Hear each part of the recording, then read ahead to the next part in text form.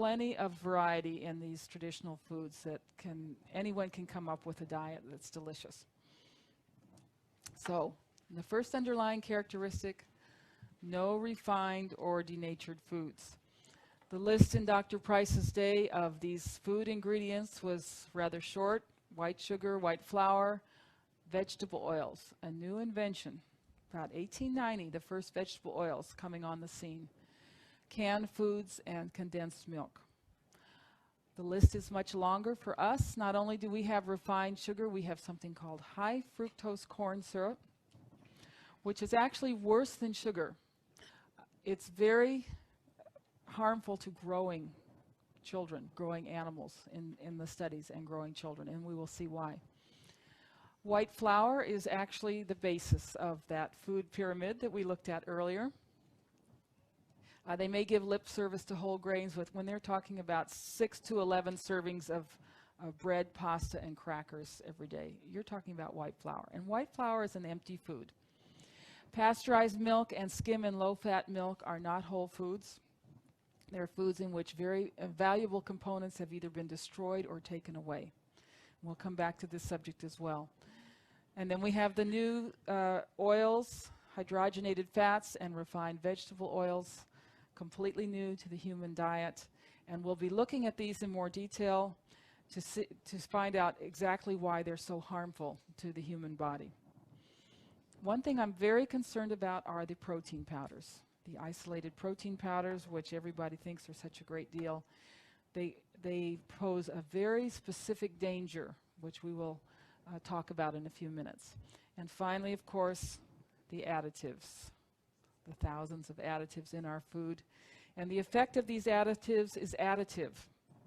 You can test 2 or 3 additives at what's considered a safe level. They won't cause any harm to the animals in the tests, but if you put all the additives together, you end up with dead animals. So the effects of these additives are additive, even if they're all in the so-called safe dosage. Once you put a lot of them together, the effects are very harmful. Dr. Price's most famous saying is, "Life in its fullness is Mother Nature obeyed." Once again, this is a tremendous contrast to the attitude of his day and even the modern attitude, which is that we can outsmart Mother Nature, that what happens in nature happens by chance, that there's mistakes, and that human beings can do better. And the food industry honestly believes this, that they can make artificial foods and add some synthetic vitamins, and this is going to be better than what Mother Nature can do. And that's not what Dr. Price believed. He had a tremendous respect for nature, and that the idea was not to outsmart Mother Nature, but to obey Mother Nature. Factory foods are not Mother Nature's foods, and I can guarantee you, if you're eating factory foods, you will not have a full life. You will not have the type of fullness of life that we are supposed to have. Second underlying characteristic of these traditional diets, every diet contained animal products. This was Dr. Price's greatest disappointment. He had hoped to find a culture that was not eating animal products and that was healthy. And he had to admit that he didn't find such a culture. According to Dr. Price, the most important animal foods were fish and shellfish, and not just the fish fillets, but the organs, the oil, the bones, the heads, and so forth. Dr. Price not only looked at living people, but he looked at skulls, and he took calipers with him and measured the thickness of the skulls in all of these cultures. And what he found was that the cultures that ate fish and shellfish had the thickest skulls. And that's a good thing, to have a thick skull. For many reasons. Many cultures ate birds, and not just the skinless chicken breast. They ate the whole animal, including the organs. The liver was especially prized in these birds, the fat and the skin. Many cultures consumed red meat, beef, goat, sheep, game, with the organ meat and fats preferred. Nothing was thrown away. They never ate lean meat. They wanted these animals fat. Milk and milk products, eggs, reptiles, and many cultures also consumed insects. So every culture that he looked at had animal foods in the diet.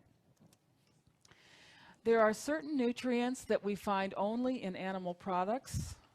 Chief among them are the nutrients that we find in the fats of the animals, vitamin A and D. We'll talk in depth about vitamins A and D shortly. Cholesterol is a nutrient for growing children. Growing children cannot make all the cholesterol they need, and they need a lot of cholesterol in their diets to form the brain and also to form the second brain. What's the second brain? The stomach and the intestinal tract. These require a lot of cholesterol to be formed properly. This is why we're seeing learning disabilities and digestive disorders go hand in hand, because both of these parts of the body need a lot of cholesterol to be formed properly.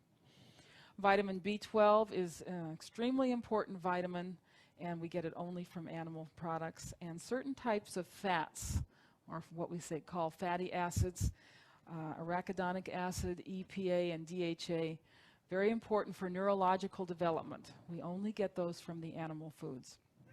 Now, there's many nutrients that we find in plant foods, but they're blocked or difficult to absorb from the plant foods.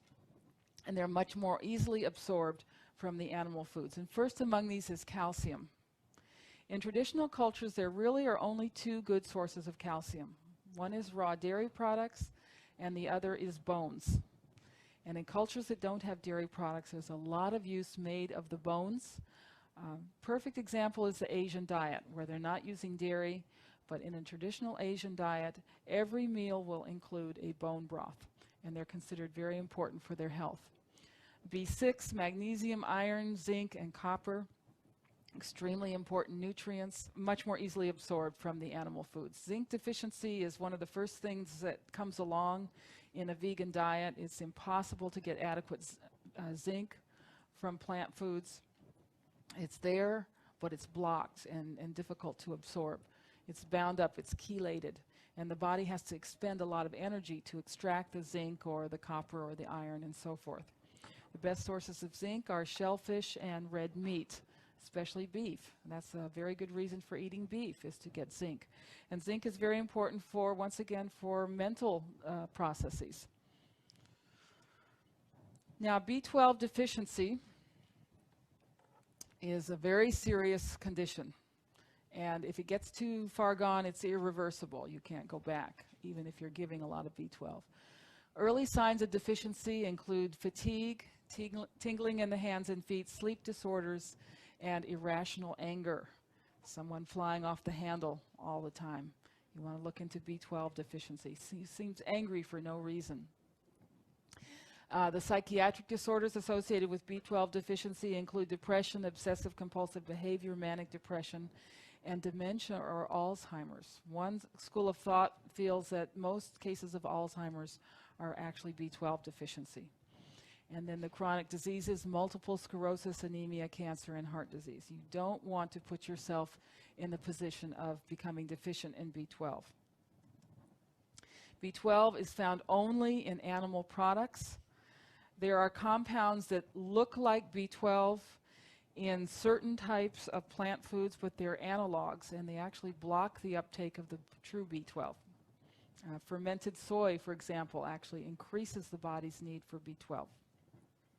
It's very difficult to absorb B12, and as we get older, it becomes more difficult. So you often find B12 deficiencies in the elderly, as well, of course, as vegetarians. If you are a lacto-ovo-vegetarian, depending on dairy foods for your B12, you need to understand that it's almost completely destroyed by pasteurization. So the lacto-ovo-vegetarians, in my opinion, need raw milk as a religious rite. Now, the diet that we're recommending is not necessarily a diet where you go out and have a big 16-ounce steak every day. And if you don't believe in eating red meat, I'm not here to tell you that you have to eat red meat. This beautiful lady comes from a tribe in Eastern Africa where the only two foods in the diet are a type of fermented goat milk and some insects. So if you want to be a vegetarian and you can get some raw milk and insects, that's fine. And if you can't get insects, eggs are contain many of the nutrients that insects contain. So some people, some ethnic backgrounds will do fine on a lacto-ovo vegetarian diet of very good quality, raw dairy and eggs. But if your ancestors come from seacoast regions or from cultures that ate a lot of organ meats, you may not do very well on the lacto-ovo vegetarian diet. This is a piece of beef industry propaganda showing all the things that we use that are derived from slaughtered animals, killed cows. Not just the steak on your plate, soap. Anyone want to go without soap?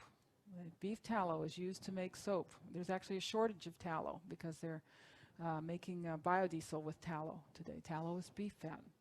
So anyone using soap is using the products of slaughtered animals.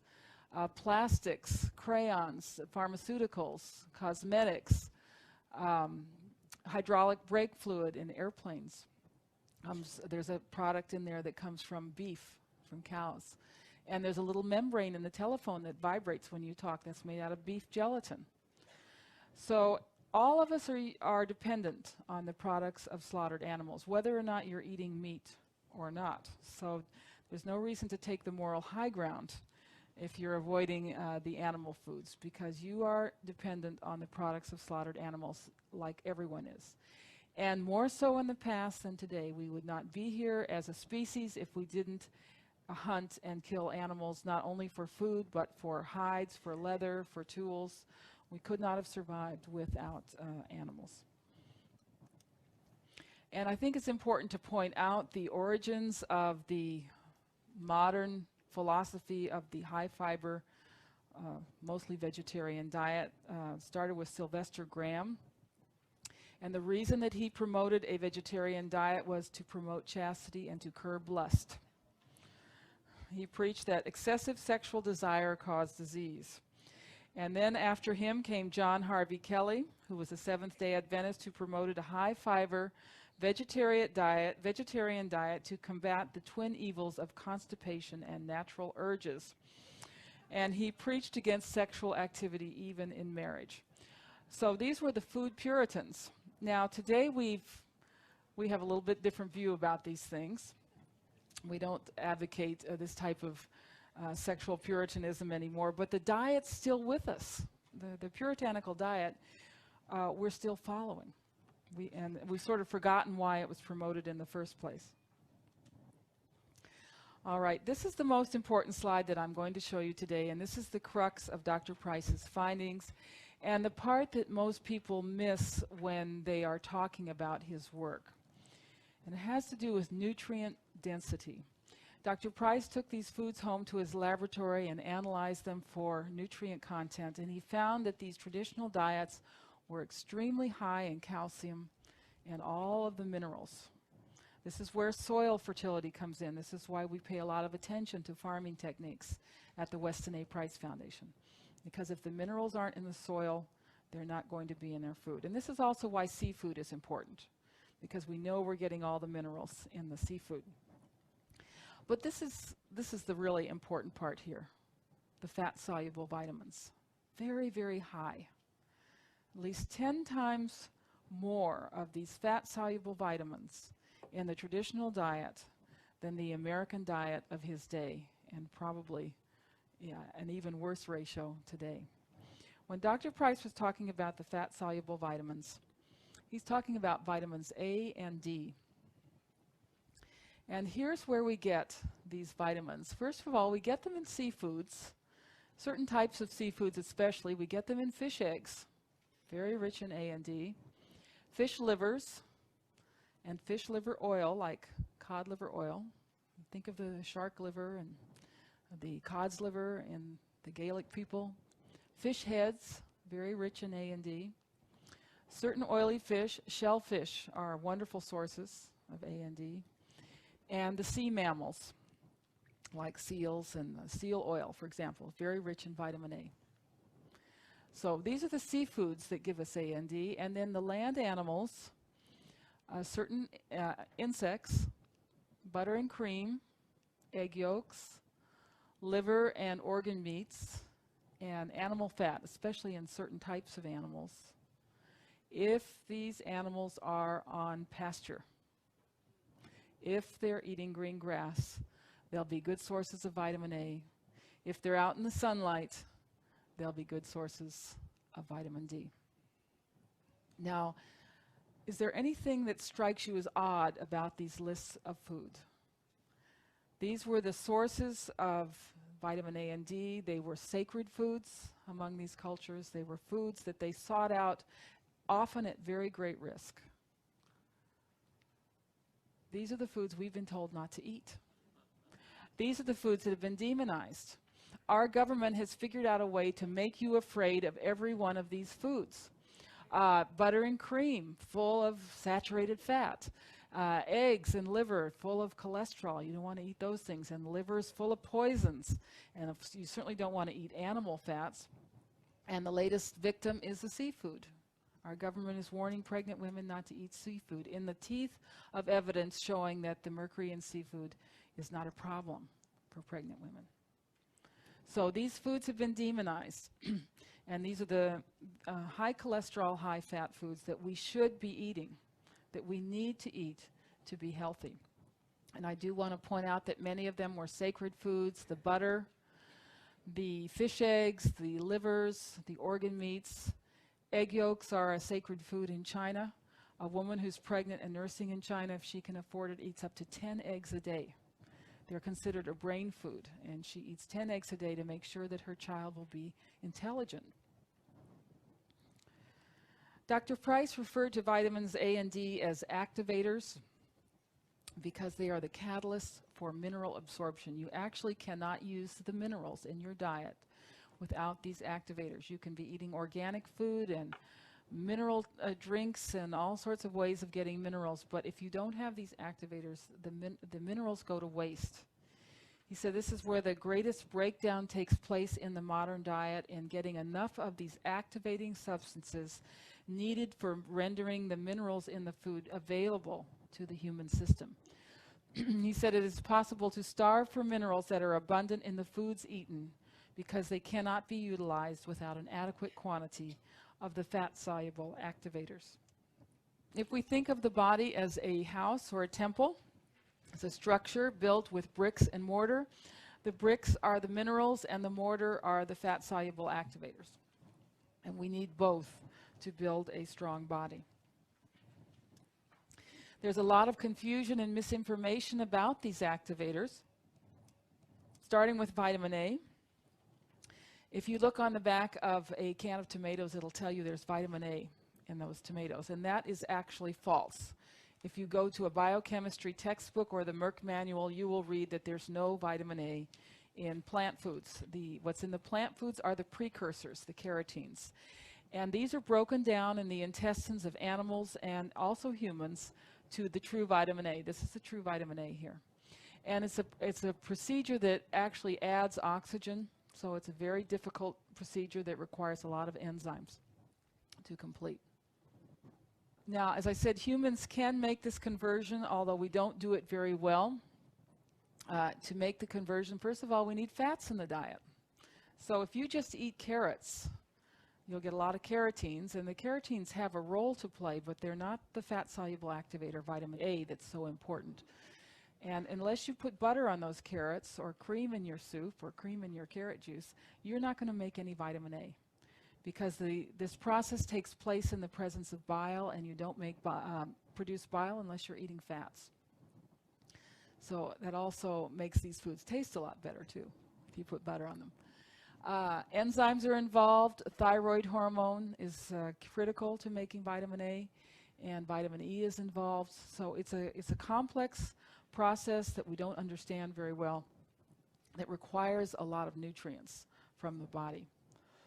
Now, the key thing here to remember is that babies and children do not convert at all or very little, and they don't store vitamin A. So as a function of body weight, babies and children need more vitamin A than adults do, because they don't make it, and also because they're growing, and you need vitamin A for growth.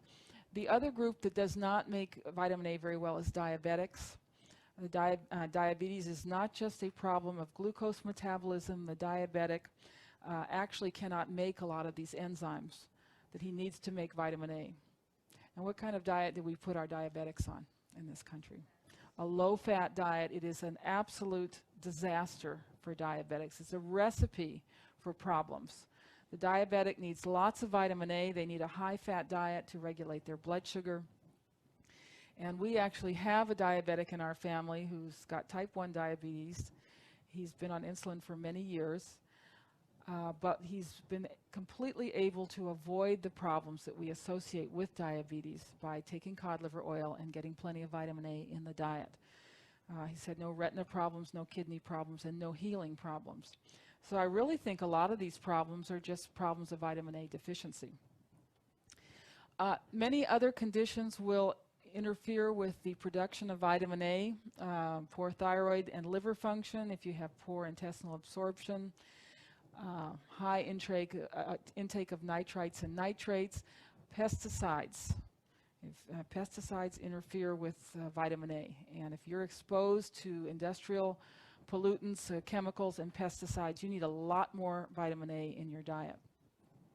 And just eating a lot of carotene actually shuts down the conversion mechanism. So you can't just eat carrots and broccoli all day and think you're going to get enough vitamin A. So even under optimal conditions, plant sources of carotene cannot supply sufficient vitamin A for optimum health in humans. Vitamin A is needed not only for mineral metabolism, not only for absorbing minerals, but for using protein. Protein and vitamin A go together. What happens when you eat lean meat, which traditional cultures would never do, or egg whites without the yolks, a so-called healthy omelet, or skim milk, or protein powders? What happens? The body says, oh, protein, I need vitamin A to use this protein. And the body goes to the liver where vitamin A is stored and gets the vitamin A there to use that protein. And the quickest way to deplete yourself of vitamin A is to eat a lot of protein. We are actually not advocating a high protein diet. We advocate a certain amount of animal protein, a complete protein, but you need to be careful not to overdo. It's much more important to get the right fats and the fat-soluble activators. You need vitamin A for calcium assimilation. What happens when you drink a lot of skim milk without the fat? Body does not know what to do with this calcium. It ends up in the wrong place. It ends up in the joints. It ends up in the soft tissues like the arteries. What is atherosclerosis? What is clogging the arteries? It's not cholesterol. It's calcium that's in the arteries. And when it's very advanced, you can actually see that calcium in x-rays. Vitamin A is needed for proper growth and prevention of birth defects. When the baby is forming in the womb, stem cells, which are undifferentiated cells, become different organs. First organ to form is the heart, and then you have the liver and the stomach and the lungs and so forth. They are all created out of stem cells.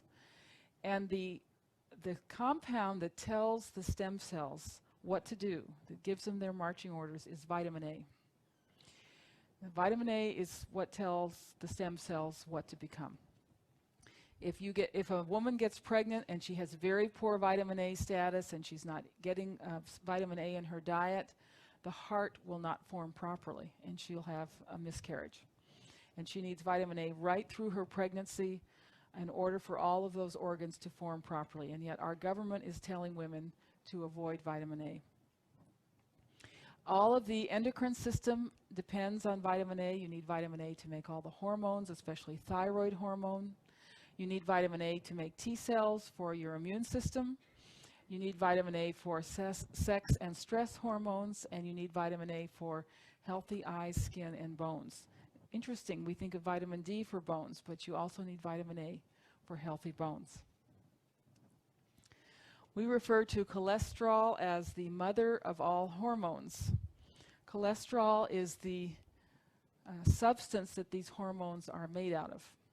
And here we have all the sex hormones: progesterone, DHEA, estrogen, and testosterone. They are made out of cholesterol. You think it's a good idea to be lowering people's cholesterol. We need these hormones. And over here we have the adrenal cortex hormones. These are the hormones that keep our blood sugars stable, that help us assimilate minerals, that help us deal with stress, and that help us heal. Cortisol helps us heal and deal with stress. They are made from cholesterol. But the point of this chart is that to make all of these hormones, you need vitamin A for everyone. All of these arrows represent enzymes, and these enzymes are vitamin A dependent. So you really are going to have problems with fertility and with dealing with stress and healing if you're lacking vitamin A. We'll talk about trans fats this afternoon. Trans fat inhibit all of these pathways. We've had fantastic feedback and testimonials from women with hormonal problems, for example, fibroid tumors, endometriosis, very painful menstrual periods, getting on very high-dose cod liver oil. And we've had miraculous recoveries with very high-dose vitamin A with these hormonal problems. A man named Hale in Texas back in the 40s carried out some experiments with pigs. He took normal pigs and mated them, and when the sows were pregnant, he removed vitamin A from the diet, and all the piglets were born blind with a petrified optic nerve. Then he took these blind pigs and mated them. A few of the sows did get pregnant, and while they were pregnant, he gave them vitamin A, and all of the blind pigs gave birth to normally sighted pigs. So this is a so-called genetic problem that is completely cured with vitamin A or caused by vitamin A deficiency. Vitamin A stores are rapidly depleted by stress, but nobody here is ever under any stress, right? We don't have to worry about that one. When you're under a lot of stress, you need more vitamin A, and if you have very good vitamin A status, you can deal with stress. Stress is actually exhilarating. It's a wonderful challenge. When vitamin A status is depleted, then every little thing is going to be stressful for you. Too much protein, a very quick way to deplete yourself of vitamin A. Cold weather depletes vitamin A. Fever and illness. It's important for children to have fevers. Fevers stimulate the immune system, but fevers also use up vitamin A. So when a child does have a fever, you make sure you're giving them cod liver oil with an eyedropper, that they get smoothies made out of egg yolks and cream, a little liver pate. Make sure you're keeping that vitamin A status full, because otherwise you sometimes get blindness after a fever. Physical exertion depletes vitamin A, and exposure to toxins.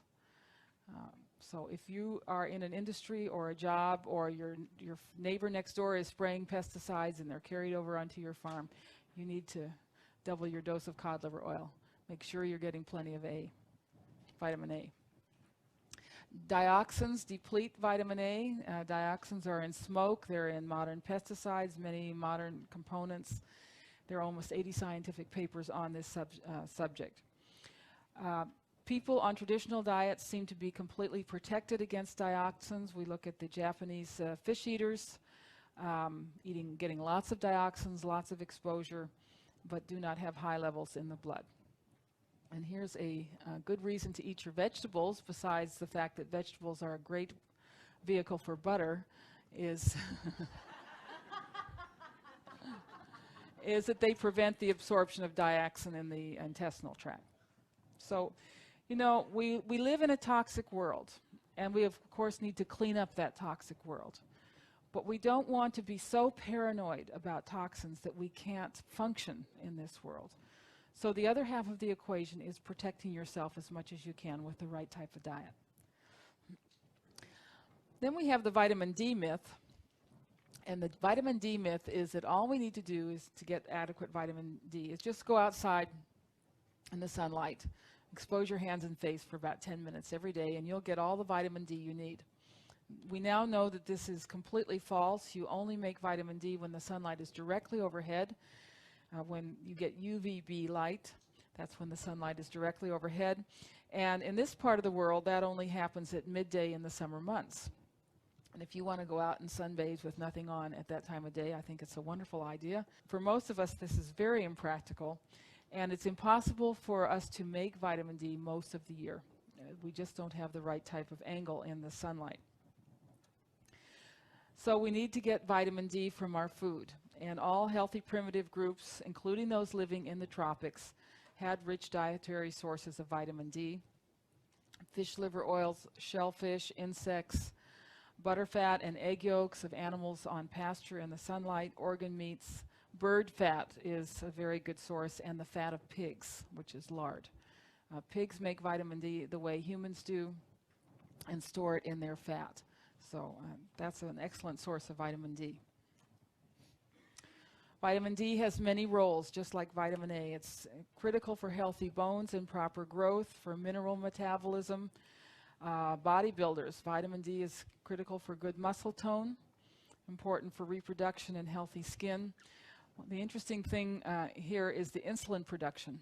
You need vitamin D to make insulin. And there was a study carried out in Sweden where they put one group of babies on cod liver oil for the first year of life. And they had a control group that did not get cod liver oil, and then they followed them into adulthood. The control group developed diabetes at the rate of the general population. Not a single child who had been given cod liver oil in the first year of life developed diabetes. And they were given no special dietary instruction. Both groups had similar diets. So they were protected. They obviously built a good, strong, healthy pancreas in that first year of life with adequate vitamin D. Vitamin D is necessary for the immune system, nervous system, cell function, feel-good chemicals in the brain, longevity. High vitamin D status is associated with longevity. Beware of the synthetic vitamin D. That's the vitamin D2, which is made from vegetarian sources. Often has the opposite effect of the animal type of vitamin D. Like so many of the synthetic vitamins, usually it can be harmful rather than helpful. So the synthetic vitamin D causes softening of the hard tissues like the bones and hardening of the soft tissues, such as the organs and the arteries. And the synthetic vitamin D is added to the vegetarian beverages, soy milk, oat milk, rice milk, and almond milk. So it's a very good reason to avoid these processed foods. Well, it's sort of been drummed into our heads that vitamin A and D are toxic. And people avoid them because they think that they are toxic. And we've had our researchers look into this. And what we have found out is that, like so many things in nature, vitamin A and D work together. If you're getting a lot of vitamin A without the vitamin D, the vitamin A can be toxic. And vice versa, if you're getting the vitamin D without the vitamin A, the vitamin D can be toxic. What we found is that if you get about 1,000 units of vitamin D per day, vitamin A is not toxic in the millions of units at any dose. So you need that base level of 1,000 units of vitamin D per day. The notion that vitamin A is toxic came from studies carried out in Scandinavia where they add vitamin A to the milk. And these vitamin D intakes are very low, and the women developed osteoporosis who were drinking a lot of this vitamin A fortified milk. But when the vitamin D is there, the vitamin A is not toxic. So when you buy your cod liver oil, the ratio should be 10 to 1, 10 A to 1 D. And many brands of cod liver oil contain almost no vitamin D. So you need to be careful and follow our guidelines in purchasing cod liver oil. We're very keen on the high vitamin cod liver oil, which has a very high dose of vitamin A and D. And we have certain recommended suppliers of this wonderful food. And I want to stress that cod liver oil is a food. It's not a vitamin, but it's a nutrient-dense food. These are modern Africans.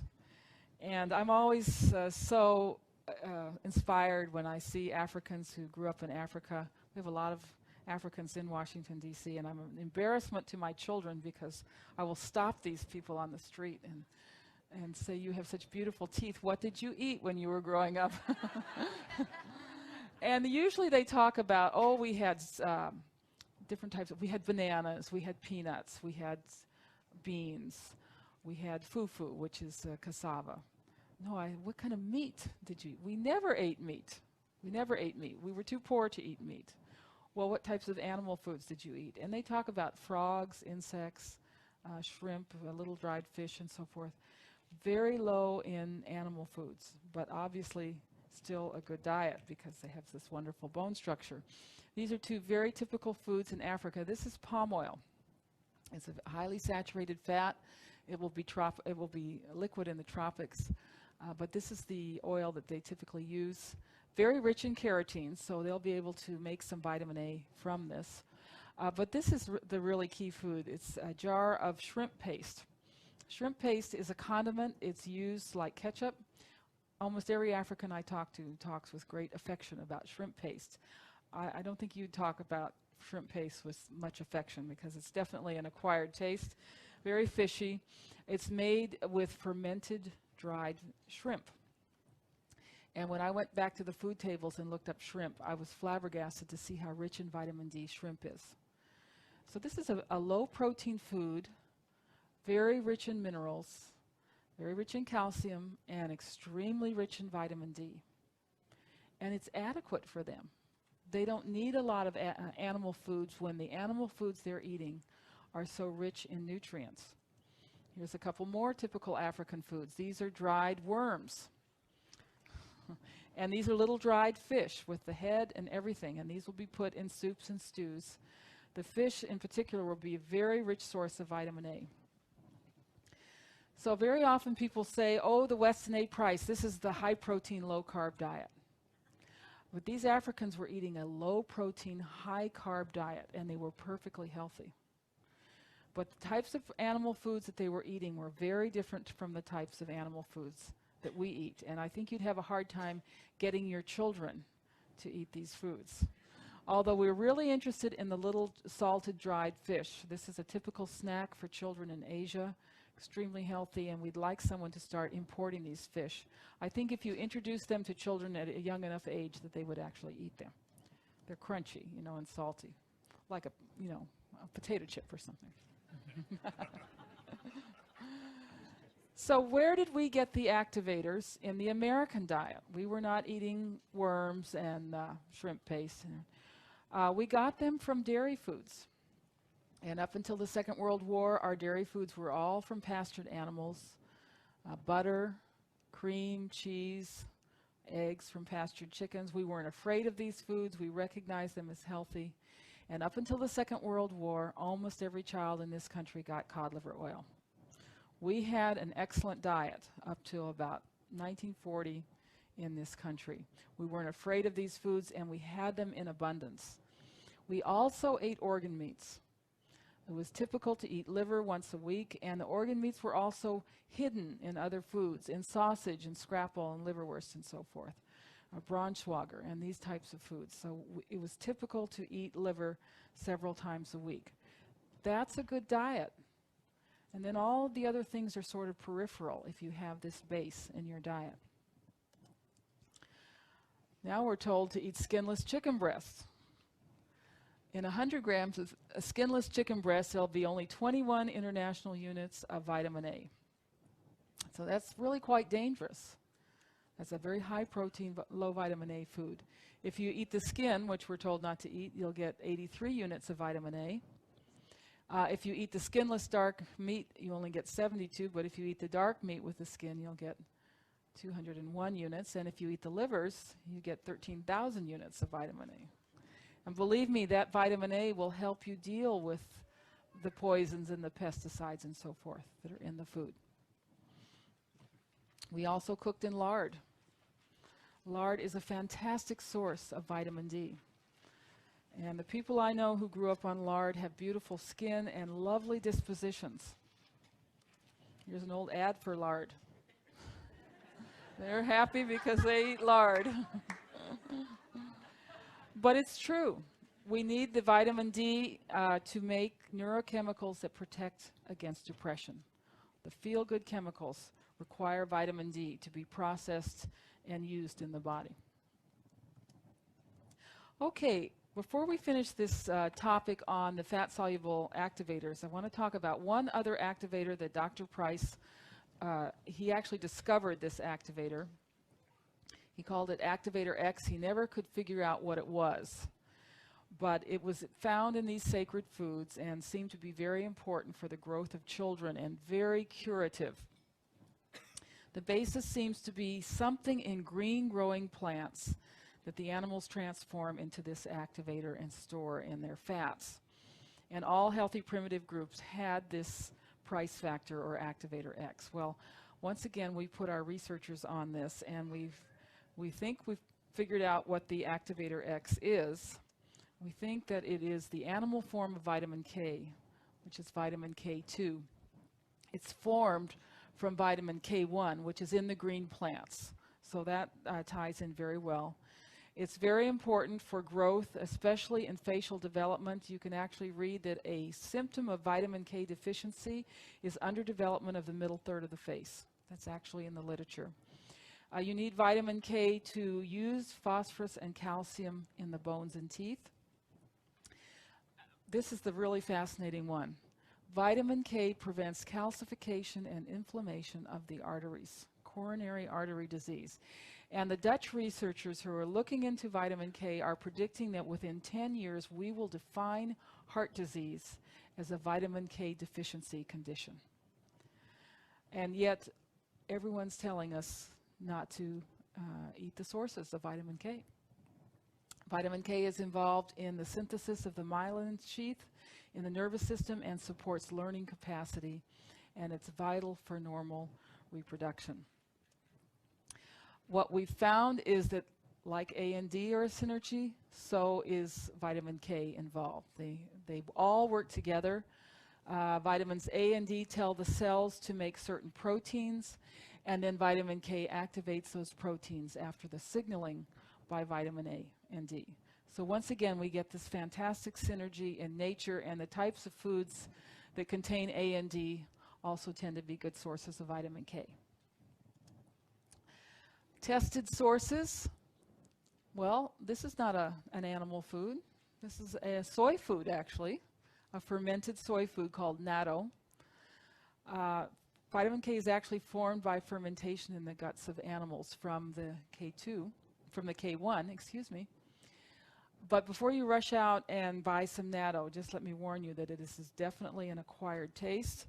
And in the Japanese restaurants where they serve natto, they have a special room for the natto eaters because it smells so awful.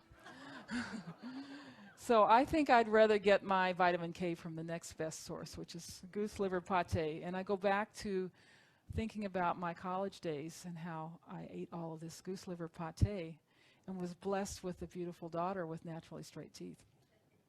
Cheese is an excellent source. Cheese from grass-fed animals, because not only are the animals making the vitamin K2, but it's formed during the fermentation process.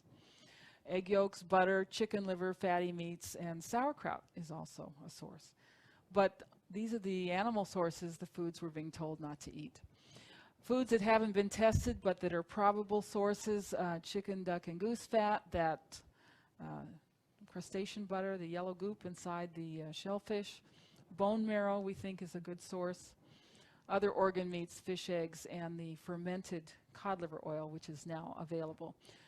We're looking forward to doing more research on vitamin K. This was one of Dr. Price's favorite photographs, this darling little Peruvian girl. She's a beautiful round face. She lives at 12,000 feet in the Andes, and she's holding a sacred food here, which is dried fish eggs. And when he asked them why they went to such trouble to carry these fish eggs up from the seacoast up to 12,000 feet, he found them in everybody's backpacks. They said, oh, we need these fish eggs so we can have healthy babies.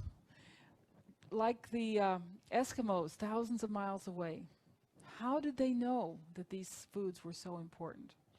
They had an instinct that we have lost, and we have to come to this through science. And fortunately, science completely validates these traditions. These fish eggs would be rich in activator X, vitamins A and D, zinc, iodine, special fatty acids, all necessary for healthy reproduction. The combination that Dr. Price used in his practice to provide the fat-soluble activators, A, D, and activator X, which we now know as vitamin K2, was the high vitamin cod liver oil and what he called high vitamin butter oil, which was made by centrifuging the butter from cows eating rapidly growing green grass and making an oil out of it. And the vitamins concentrated in the oil. And we think that the reason this combination was so magic was that there was only A and D in the cod liver oil. When he added the butter oil, they got the vitamin K. And he literally brought people back from the brink of death with this combination. He cured tooth decay. He reversed tooth decay with this combination of foods.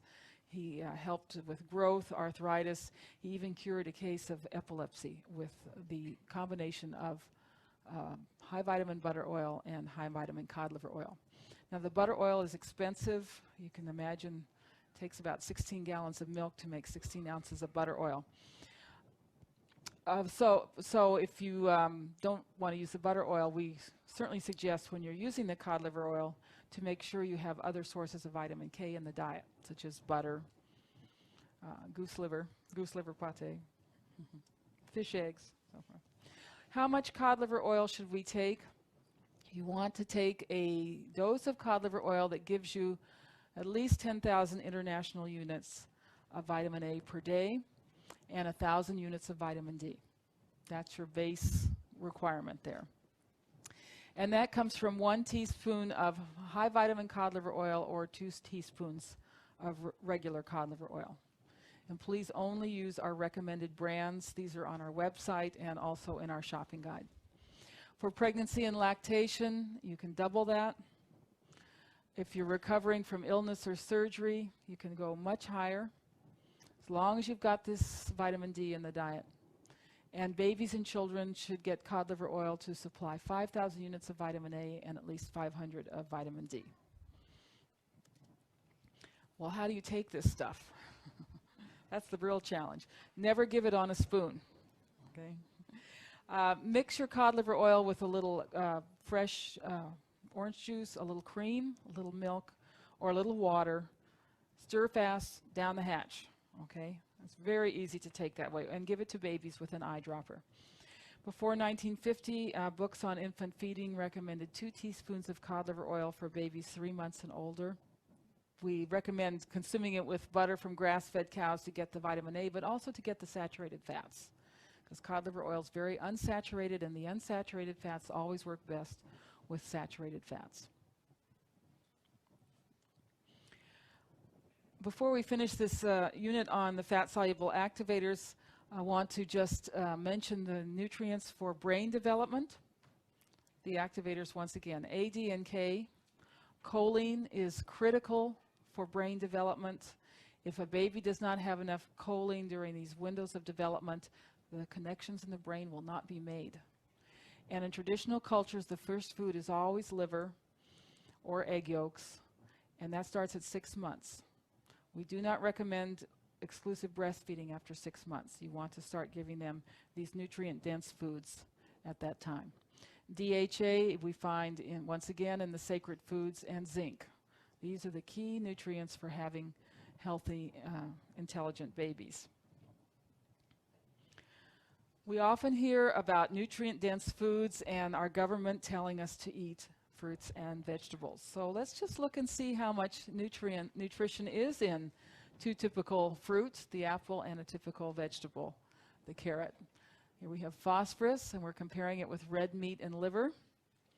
There's no comparison, is there? Look how much higher red meat is and liver is in phosphorus than apples or carrots. Look at the iron here.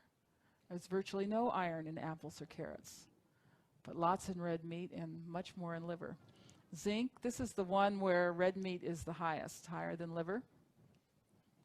Copper, B2, vitamin A. There's no vitamin A in apples, there's no vitamin A in carrots, and a little bit in red meat and a lot in liver.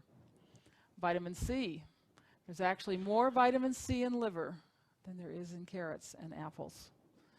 And 2 very critical nutrients that we get from animal foods, B6, much higher in liver, and B12.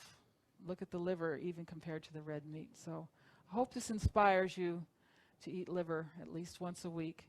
You know, you can get your more B12 from eating 1 serving of liver a month than from eating meat 3 times a day. And calcium. Now, the primitive diets had at least 1,500 milligrams per day in the diet, much higher than the government recommended amount. We could get 1,500 milligrams in 5 cups of whole milk, which is 805 calories, or 7 to 8 ounces of cheese, which is 900 calories, or 40 carrots. If you want to eat 40 carrots, that'll give you 1,500 milligrams of calcium. That's 1,680 calories. If you want to get your calcium from ice cream, and a lot of people do get their calcium from ice cream. That's why they crave ice cream. But that's 2,500 calories. If you want to get your calcium from chocolate cupcakes, you'd have to eat 32 cupcakes, over 4,000 calories. If you want to get your calcium from almonds, they're a good source of calcium, but that's 4,000 calories, and from whole wheat bread, 78 slices. So this is what we mean when we say nutrient dense. You get your nutrients with not taking in a lot of calories. And of course, this is why people crave things. Why are people binging on ice cream and chocolate cupcakes? Because their body is starving for these nutrients, and they're not eating the foods that would provide these nutrients at much lower levels of calories. Should we cook our food? All cultures cook some or most of their food. All cultures cooked. So we should cook our food. Cooking neutralizes a lot of toxins, liberates nutrients, makes foods more digestible, especially grains and especially vegetables. These cultures cooked most of their green foods. But they always ate some of their animal foods raw. This was almost universal. Examples of raw animal foods include raw milk, butter, and cream, raw cheeses, raw and marinated fish, raw shellfish, such as oysters, and traditional ethnic raw meat dishes such as steak tartare, carpaccio, and kibbe. Kibbe is raw lamb from the Middle East. And it's fascinating to me that every European culture has at least one raw meat dish that they eat on occasion. One of the reasons that raw animal foods are so important is because they supply B6. B6 is very fragile, it's destroyed easily by heat, and B6 deficiency is linked to all of these modern diseases: diabetes, heart disease, nervous problems, cancer, kidney failure, which is a huge problem, asthma, and so forth. One of the interesting ones is alcoholism is linked to B6 deficiency. Alcoholics need to get on a lot of raw animal food, raw milk and raw meat. So we will talk about raw milk this afternoon, but raw cheeses are available everywhere, and raw cheese is a complete food if it's really raw and if the animals have been on pasture. It's a source of calcium, phosphorus, all the vitamins, B6, B12, the activators, A, D, and K, and it will also be a source of B6.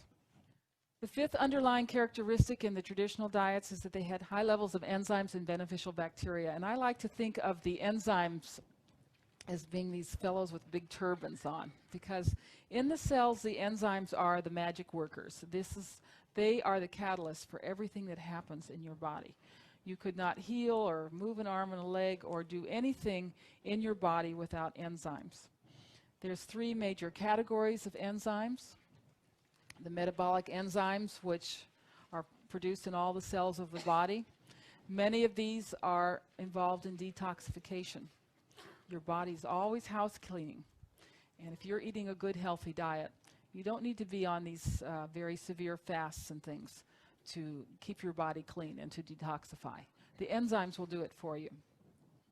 Then you have the digestive enzymes. There are about 22 of these. They are made by the pancreas and the salivary glands, and they're involved in digestion. The other source of enzymes is the food. Some foods contain enzymes, amylases for digesting carbohydrates, lipases for digesting fat, and proteases for digesting proteins. When you have a lot of enzymes in your food, the body doesn't have to work so hard to produce enzymes for digestion. And studies were done with dogs where they put them on a diet where all the food was cooked. And they found that these dogs, when they did an autopsy, had a very large pancreas and salivary glands, what they call hypertrophy, expanded, swollen, because they had to work so hard. These organs had to work so hard. Something has to give, and these organs were much too large. Other organs were smaller. The first organ to shrink was the brain, and the other organs that were drastically shrunk were the reproductive organs. If you want to have a normal sex life and be smart, you need to have lots of enzymes in your food. Remember the Eskimos and their observation that if they ate fermented food, they'd have more stamina and more strength. That's because fermented food is full of enzymes, and that spares your digestion. And that's one of the main reasons for eating these fermented foods. So the body needs enzymes, and the enzymes are not in cooked foods. They're only in certain raw foods. When you cook the foods, you destroy the enzymes. Examples of enzyme-rich foods include raw dairy products. Raw dairy products are loaded with enzymes. That's one of the reasons that raw milk is such a healthy food and such a strength-giving food. Raw meat and fish. Raw honey is a wonderful source of enzymes, amylases for digesting carbohydrates. The tropical fruits are great sources of enzymes. Now, the fruits from this part of the world, grapes and apples and that type of fruit, are not good sources of enzymes. Cold-pressed oils, such as extra virgin olive oil, wine and unpasteurized beer. But what we were going to look at more this afternoon is the lacto-fermented foods, which are enzyme enhanced. This is a way of preserving foods that greatly increases the enzymes. Vegetables, meats, dairy products, fruits, fish, and beverages can all be lacto-fermented. And of course, the lacto-fermented food you're most familiar with is sauerkraut, which when eaten raw is a wonderful source of enzymes. These foods are also wonderful sources of bacteria. And we've been taught to be afraid of bacteria. That's the old paradigm, that the human body is sterile and that bacteria attack it and make us sick. And that's the paradigm that's created antibiotics and all of this sterilized food. We now know that the healthy body lives in symbiotic with microorganisms. We have about 6 pounds of bacteria if we're healthy in our digestive tract. And these are actually what digest our food.